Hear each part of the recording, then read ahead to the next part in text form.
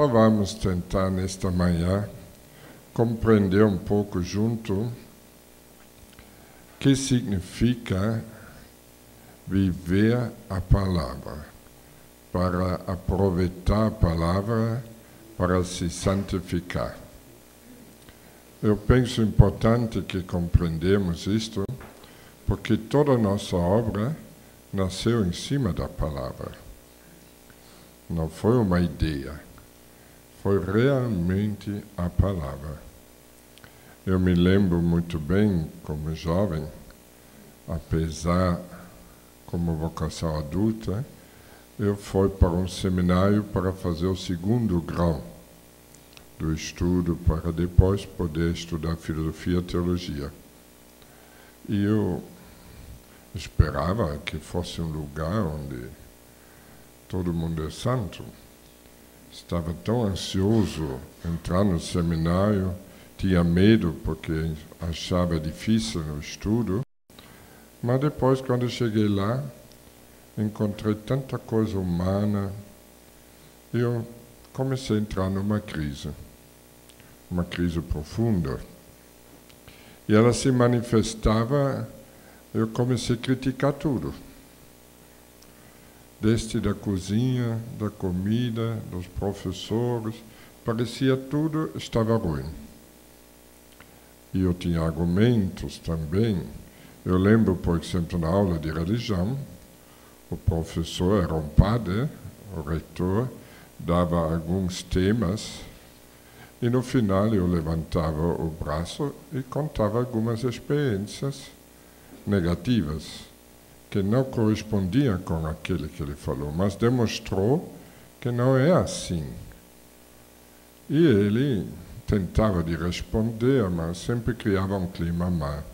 E um dia ele me chamou e disse: mais uma vez, você abre a boca na minha aula, eu te mando embora. E aqui eu entrei numa crise profunda, porque eu não queria destruir a aula dele, mas dentro de mim estava algo não resolvido. Eu achava que estava fazendo certo. E para minha sorte, tinha naquele seminário um padre, chamava também Padre Hans, que tinha conhecido o movimento dos focolares.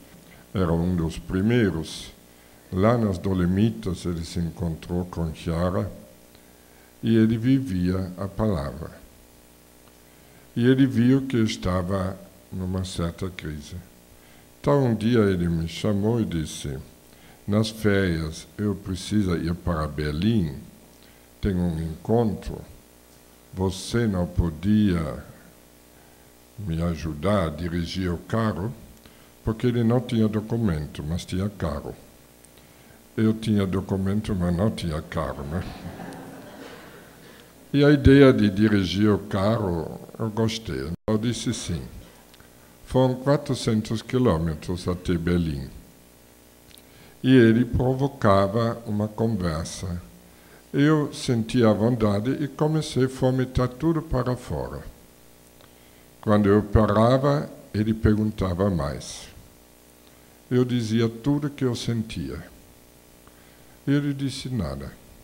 Quando chegamos em Berlim, ele me colocou numa família e ele ficou numa outra. Uma família normal. Mas à noite, o pai da família disse: nós temos o costume de nos encontrar. Se você quer participar, pode participar. Eu disse: claro. E neste encontro, todos começaram a contar como tinha vivido a palavra. Experiências muito concretas. Desde das crianças, a mãe, pai, todo mundo contou. Eu não sei o que aconteceu naquela noite, mas entrou uma luz, uma graça, uma felicidade no meu coração que eu não sei o que era.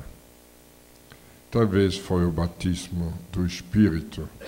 Eu entendi, numa maneira esplêndida, o que significa a palavra. Eu perguntei: eu posso viver assim? Eles diziam sim, e juntos escolhemos uma palavra para viver no outro dia. Eu comecei bem cedinho e uma alegria invadiu meu coração. Eu lembro tudo que fiz naquele dia, até andar de ônibus. Tudo era uma alegria, era diferente, era uma coisa extraordinária. À noite a gente se encontrou, eu não esperei ninguém falar. Primeiro que falou foi eu. Meu coração estava tão cheio, precisava contar como eu tinha vivido. E eles também. E assim foram dias extraordinários. Quando voltamos, eu contei para o padre essas experiências e queria saber por que eles viviam assim. Porque eu nasci numa igreja católica, uma família católica, participei sempre da igreja, tinha aulas de catequese, primeira comunhão, crisma, também no seminário tinha aula de religião, tudo. Mas nunca eu ouvi falar, viver o Evangelho. E além de viver, ainda contar como viveu. Isto para mim era novidade. E aqui o padre me contou que era uma senhora Chiara Lubich, que estava vivendo este jeito depois da guerra e começou a contar do movimento. Quando ele parava, eu comecei a perguntar. Queria saber de tudo. E ele me contou como transformou a vida dele, contou muitas experiências fortes que me tocaram profundamente. Uma, por exemplo, ele disse que estava com jovens na montanha das Dolomitas para fazer um campamento. Ele era padre e era juventude. E um dia, um dos jovens caiu lá na montanha e faleceu. Mas no mesmo dia que quando morreu, à noite tinha encontro com Chiara. E ele estava como responsável tudo de coração dividido e como fazer, transportar, transmitir para os pais. E a morte é sempre algo dramático, complicado.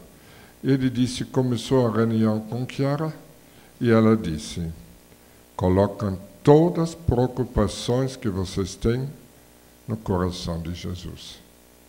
Se não conseguem, não vão entender nada. E ele disse, mas como? Toda a preocupação também, como vou dizer para os pais se morreu, tá? Ele disse, tentou. E lutou para fazer. E aqui ele contou tudo que ele tinha entendido naquele momento. Entendeu? Tudo passa, também a vida relativa. Única coisa que não passa é Deus. Também a morte deste jovem, humanamente dramático, mas diante de Deus, ele está com Deus. Não podemos dramatizar aquele que é passageiro, mas se preocupar com amar, porque o amor é eterno. E quando ele contava, para mim era forte, eu precisava na minha vida tomar uma decisão. Então, quando chegamos perto do seminário, eu disse, padre, eu posso me encontrar todo dia com você e contar minhas experiências e você conta as tuas. Ele disse sim. E assim começaram anos. Eu hoje, olhando para trás, vejo como uma escola. Entrei na escola do Evangelho e descobri que o Evangelho não é mais um livro.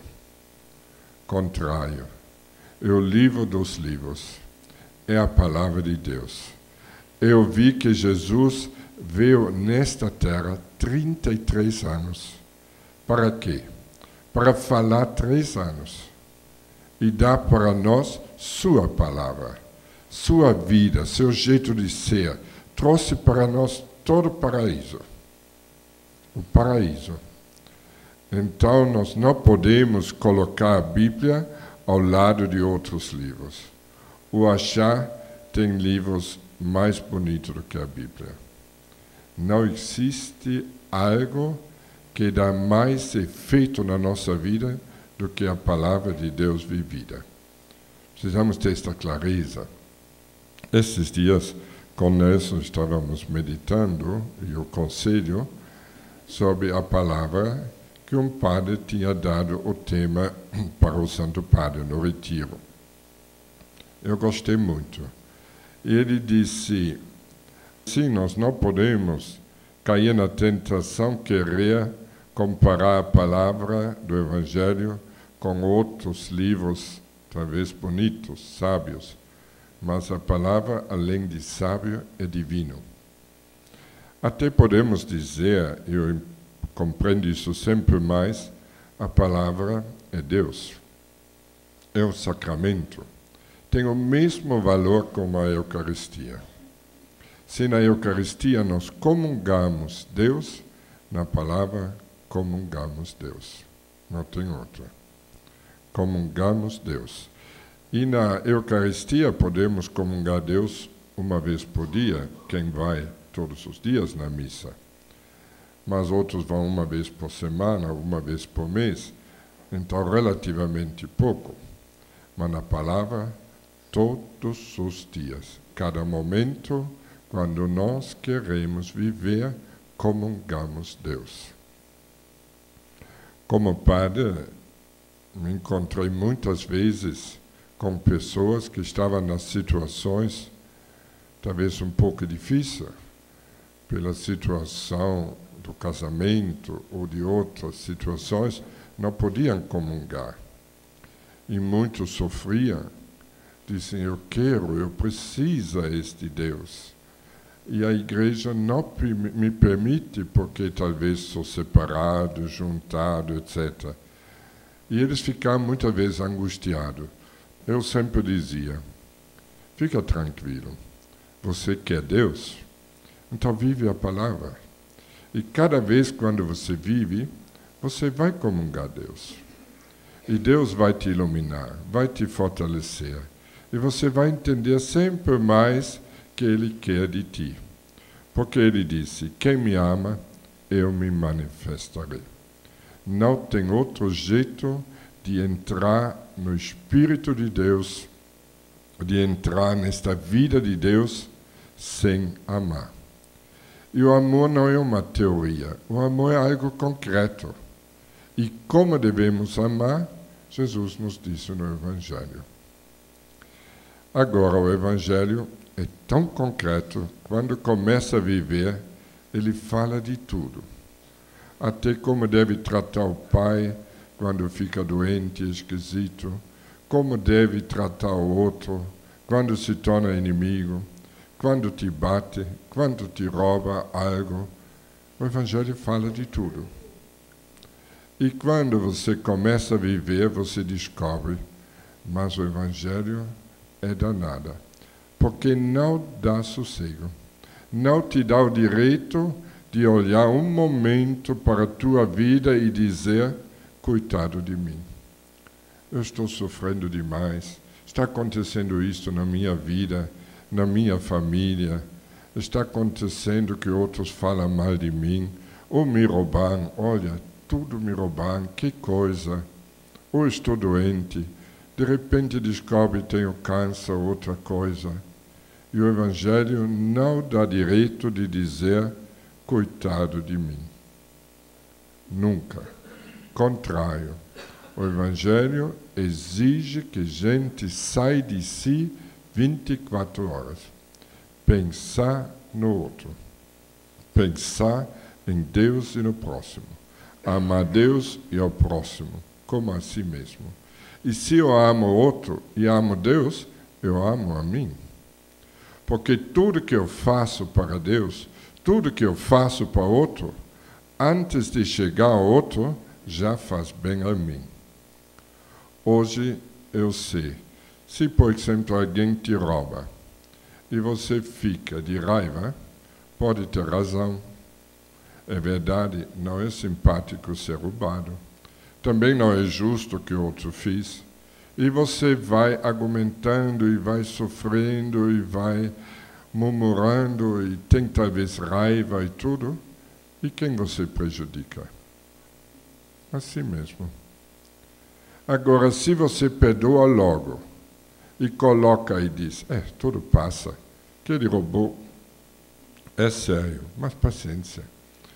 Um dia a morte vai me roubar mesmo, não vai deixar nada. Então eu ofereço. E você fica fiel no amor, você vai para frente. E este amor que o Evangelho exige é muito radical. É dar a vida, não é qualquer coisa. Por isso nós não podemos facilmente falar de amar, amar, amar, se não é amor verdadeiro. Madre Teresa sempre dizia, o amor precisa doer, precisa custar, precisa ser difícil, então é amor. Nunca vou esquecer a experiência que ela nos contou, uma das vezes que encontrei ela, dizia, encontrou uma senhora no lixo e estava quase morrendo. E ela levando para casa, lavando e preparando para morrer, porque tinha febre e tudo, a mulher sempre dizia, meu filho me jogou no lixo. Meu filho me jogou no lixo. E a Madre Teresa que fez? Disse a ela, você pode e deve perdoar seu filho. E se você perdoa, é perdoado para toda a eternidade. Se você não perdoa, não é perdoado. Você deve amar teu filho. E ela conseguiu perdoar o filho. Depois a Madre Teresa disse, morreu como um anjo. Viveu como um cachorro. Sofreu muito. Foi tratado como um animal, como lixo. Mas amou e morreu como anjo. Que é importante. Morrer como anjo. Nós valorizamos demais as coisas desta terra. Também nas fazendas, em tudo, queremos que tudo seja perfeito. Tudo funciona, não pode dar nada errado. E esquecemos que a única coisa que vale é o amor. E quando você deve amar mais? Quando tem dificuldades, não é? Quando talvez o outro faça as coisas que você não esperava. E você tem que sair de si e amar. Talvez resolver o problema, ir atrás, ver, conversar, mas tudo uma chance de amar. Nós olhamos o mundo diante dos problemas. Queremos que seja sem problema. E não vemos que o outro, mesmo tendo problemas, para nós uma chance de crescer no amor. Como padre, eu conhecia muitas famílias que se entendiam e era uma maravilha. Mas também conhecia outros que era um desastre, difícil. Conhecia senhoras e também homens que sofreram muito. Uma vida inteira sofreram pelo alcoolismo, ou por tanta coisa, infidelidade, etc, etc. Mas conhecendo mais de perto as pessoas, eu vi as almas tinham crescido muito. Eu encontrei pessoas santas, que se santificaram ao lado talvez de um marido difícil, de uma esposa difícil, mas fiel no amor. Fiel, fiel, fiel. Se santificaram muito. E a gente percebe de repente, mas que maravilha. Também me lembro de um vizinho nosso aqui, que a sua esposa, depois de dar luz ao último filho, ficou na cama, doente, não levantava mais, fraca de cabeça. E ele, então, cuidando de todos os filhos, trabalhando na roça e procurando ser fiel a ela. Quantas vezes ele me procurou, contava as dificuldades, Também não é fácil viver como homem, sozinho, com a mulher doente.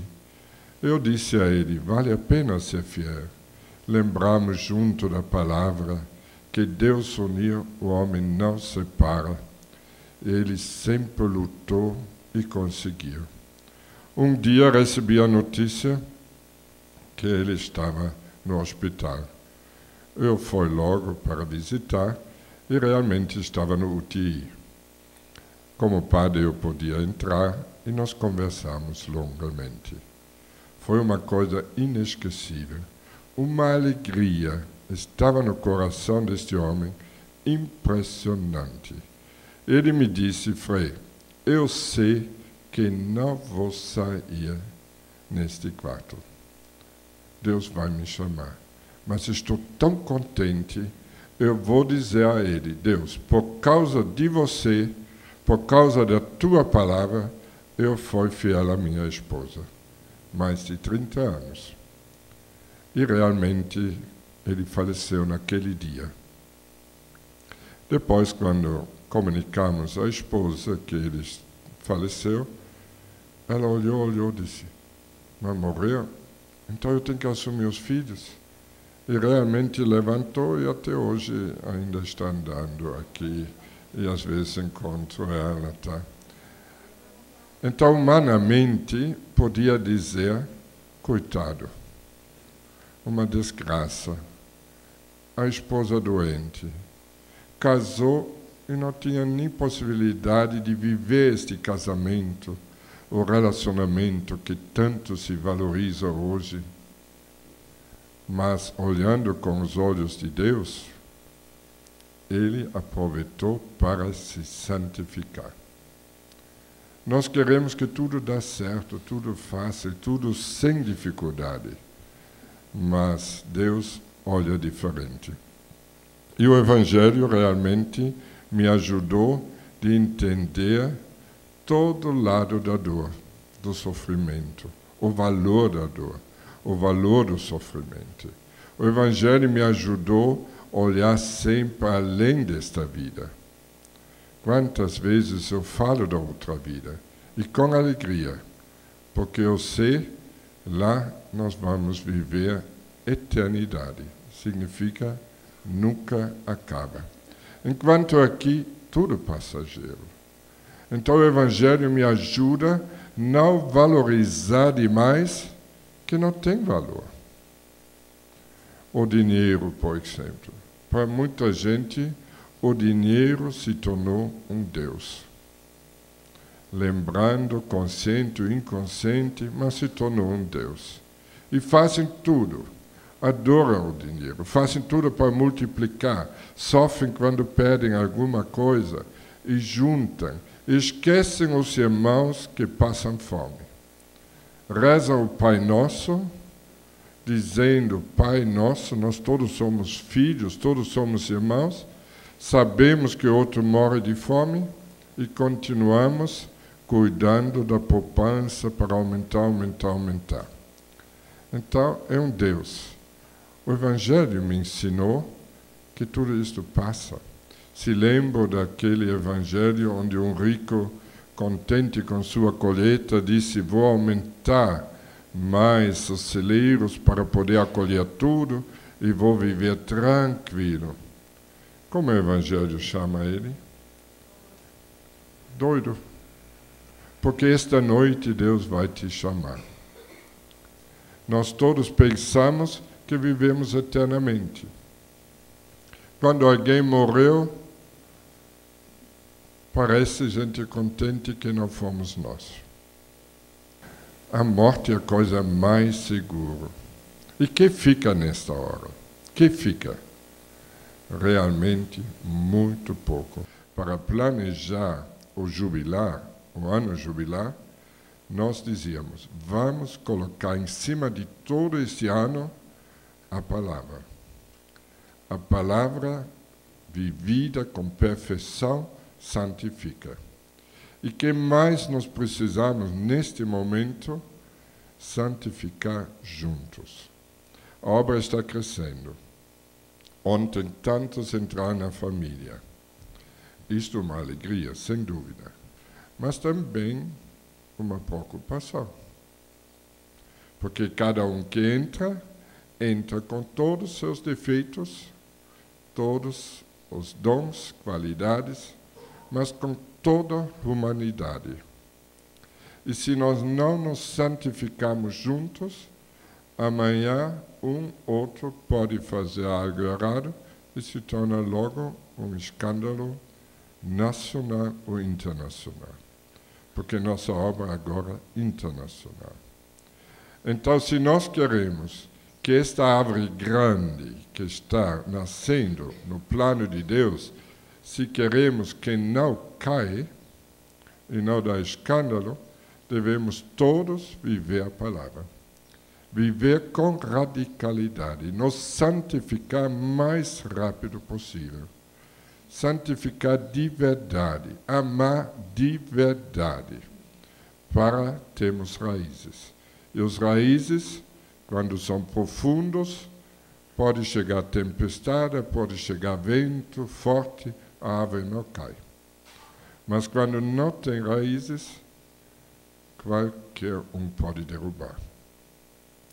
Vivendo a palavra, eu também conhecia, mais do que nunca, o outro lado. A força do mal, que quer destruir, quer derrubar. E a gente hoje quase não fala do diabo, fala desta força do mal, é muito sutil. Se esconde em tantas coisas. Atrás do nosso orgulho, atrás da nossa vaidade, atrás de querer ser mais do que o outro, está o mal que quer dividir, destruir.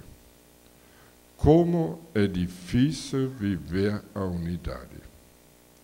Quantas vezes me encontro na fazenda diante de pessoas que são bons. Todos têm boas intenções. Até gostaria de dizer quase santos, mas não conseguem viver juntos. Não conseguem criar aquela unidade verdadeira, que é fruto da morte do eu de cada um. Para construir a unidade, não é que duas pessoas precisam ser perfeitas.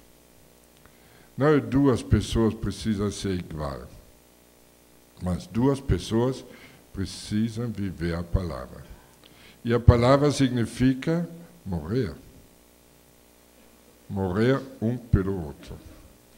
Precisa morrer. Onde não tem a morte da gente, a mortificação constante, contínua, não tem unidade. Unidade não é sentar junto, fazer junto, às vezes se alegrar junto, um churrasco junto. Não. A unidade é morrer um pelo outro. Como o pão que nós recebemos na Eucaristia, o corpo de Deus, é fruto de muitos grãozinhos de trigo que foram moídos e formaram um só pão. Só vamos ser unidos que cada um se deixa moer pela força de Deus. Deixa moer do homem velho, morrendo, recomeçando, se perdoando, lutando, para depois podermos ser pão vivo. Podemos ser palavra viva para os outros. E o mundo que olha para a nossa obra, que vem aqui agora em multidão, em romaria, o mundo que veja os nossos programas, que eles querem ver? O amor que existe entre nós. Veja como ele se ama. O cardeal disse, eu gostaria de convidar o mundo para cá, para veja os milagres que Deus faz em cada um de vocês. E é verdade, Deus faz milagres. Por isso, tenho coragem de abrir outras fazendas. Temos coragem de acolher muitos jovens. Cada mês, um monte de jovens que trazem um mundão para cá. Por quê? Porque sabemos, se vivem a palavra, os milagres acontecem. Os milagres acontecem. Então basta que cada um se coloque na sua humildade, na sua existência fraca que nós somos, mas também cada um se coloca à disposição de Deus, dizendo: faça em mim o que você quer fazer. Eu quero ser palavra viva. Se cada um faz este processo sempre de lutar de ser palavra viva, os milagres acontecem e juntos podemos dizer: é obra de Deus. Podemos dizer: Deus fez grandes coisas entre nós, mas santo é seu nome, não nosso. Santo é seu nome. A obra é sempre dele, não nossa. Assim seja.